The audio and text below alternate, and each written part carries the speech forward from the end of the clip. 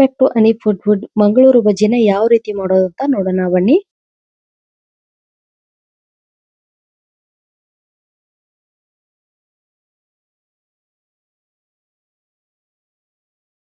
ಮೊದಲಿಗೆ ನಾನಿಲ್ಲಿ ಒಂದು ಕಪ್ ಆಗುವಷ್ಟು ಮೊಸರನ್ನ ಹಾಕೊಂಡಿದ್ದೀನಿ. ಅದಕ್ಕೆ ಒಂದು ಅರ್ಧ ಟೀ ಸ್ಪೂನ್ ಆಗುವಷ್ಟು ಅಡಿಗೆ ಸೋಡಾನ ಸೇರಿಸ್ತಿದ್ದೀನಿ. ಮತ್ತೆ ರುಚಿಗೆ ತಕ್ಕಷ್ಟು ಉಪ್ಪನ್ನು ಕೂಡ ಸೇರಿಸ್ತಾ ಇದ್ದೀನಿ. ಎರಡನ್ನು ಸೇರಿಸಿ ಈ ರೀತಿ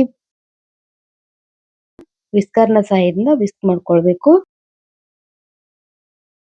ಎಲ್ಲಾನು ಒಂದಕ್ಕೊಂದು ಸೋಡಾ ಮತ್ತೆ ಉಪ್ಪು ಮತ್ತೆ ಮೊಸರು ಒಂದಕ್ಕೊಂದು ಹೊಂದ್ಕೊಳ್ಬೇಕು. ಅಲ್ಲಿವರೆಗೂ ಈ ರೀತಿ ವಿಸ್ಕರ್ನ ಸಹಾಯದಿಂದ ಬೀಟ್ ಮಾಡ್ಕೊಳ್ತಾ ಇರಬೇಕು. ನೋಡಿ ಯಾವ ರೀತಿ ಬೀಟ್ ಮಾಡ್ತಾ ಇದ್ದೀನಿ ಅದೇ ರೀತಿ ಬೀಟ್ ಮಾಡಬೇಕು. ನಂತರ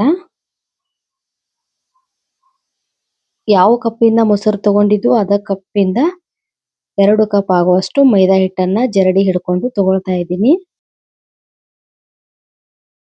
ಅದನ್ನು ಕೂಡ ಈ ರೀತಿ ಕೈನಿಂದ ಬೀಟ್ ಮಾಡ್ಕೊಳ್ಬೇಕು. ಯಾಕಂದ್ರೆ ನಾವು ಎಷ್ಟು ಬೀಟ್ ಮಾಡ್ಕೊಳ್ತೀವೋ ಅಷ್ಟು ಚೆನ್ನಾಗಿ ಮಂಗಳೂರು ಬಜ್ಜಿ ರೆಡಿ ಆಗುತ್ತೆ ಫ್ಲಫಿಯಾಗಿ.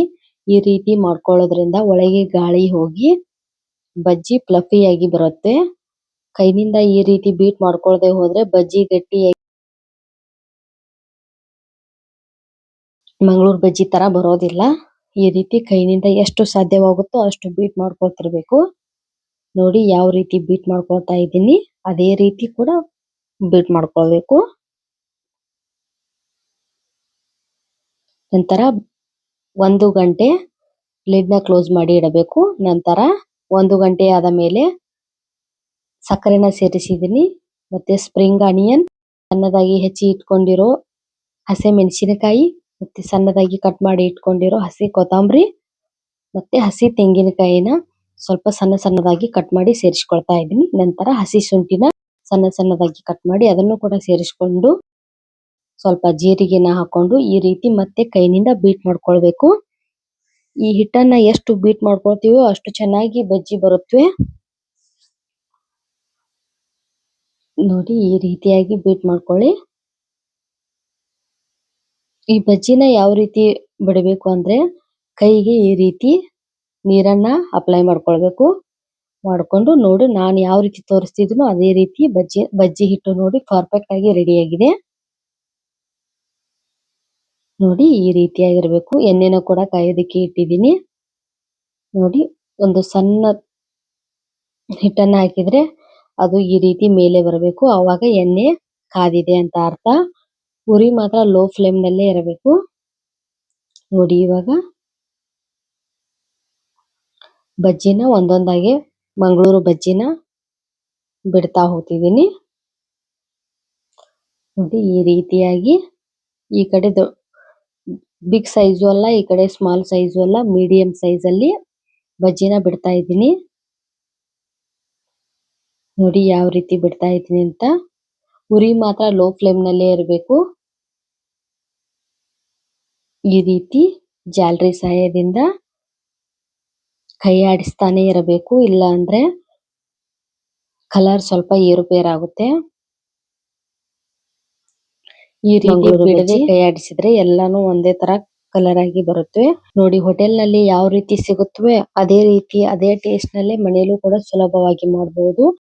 ನಿಮಗೆ ಟೈಮ್ ಇಲ್ಲ ಅಂದ್ರೆ 1 ಅವರ್ ನೆನೆ ಇಟ್ಕೊಳ್ಬಹುದು ಹಿಟ್ಟನ್ನ. ಇಲ್ಲ ಅಂದ್ರೆ 4 ಅವರ್ ಬಿಟ್ರೆ ತುಂಬಾನೇ ಚೆನ್ನಾಗಿ ಬರುತ್ತೆ. ನಾನು ಹೇಳಿದ ಟಿಪ್ಸ್ ಅನ್ನ ಫಾಲೋ ಮಾಡಿ ಮಂಗಳೂರು ಬಜ್ಜಿ ತುಂಬಾನೇ ಟೇಸ್ಟಿ ಅಂಡ್ ಫ್ಲಫಿಯಾಗಿ ಸೇಮ್ ಹೋಟೆಲ್ ಸ್ಟೈಲ್ ನಲ್ಲಿ ಯಾವ ರೀತಿ ಸಿಗುತ್ತೋ ಅದೇ ರೀತಿ ಬರುತ್ತೆ. ಇವಾಗ ಕಲರ್ ಕೂಡ ಗೋಲ್ಡನ್ ಬ್ರೌನ್ ಬಂತು. ಒಂದು ಪ್ಲೇಟಿಗೆ ಟ್ರಾನ್ಸ್ಫರ್ ಮಾಡ್ಕೊಳ್ಳಿ ಎಲ್ಲ ಬಜ್ಜಿಗಳನ್ನ.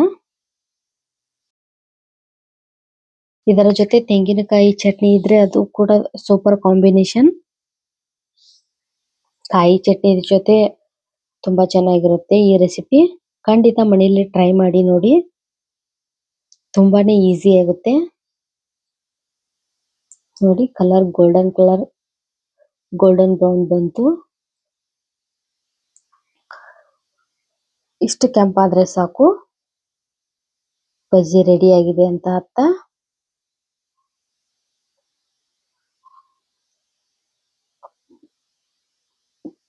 ಇನ್ನ ಎಣ್ಣೆಯಿಂದ ತೆಗೆದು ಬಿಡಬೇಕು.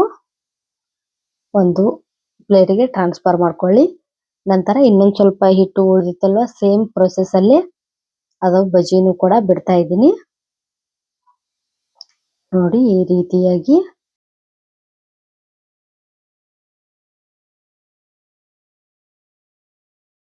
ನೋಡಿ ಎಷ್ಟು ಅದ್ಭುತವಾಗಿ ಮಂಗಳೂರು ಬಜ್ಜಿ ಹೋಟೆಲ್ ಸ್ಟೈಲ್ ನಲ್ಲೇ ರೆಡಿ ಆದವು ಅಂತ.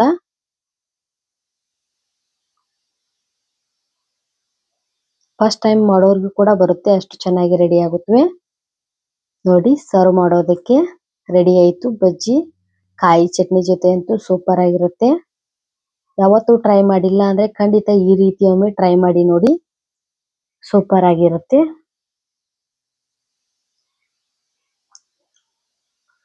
Thank you.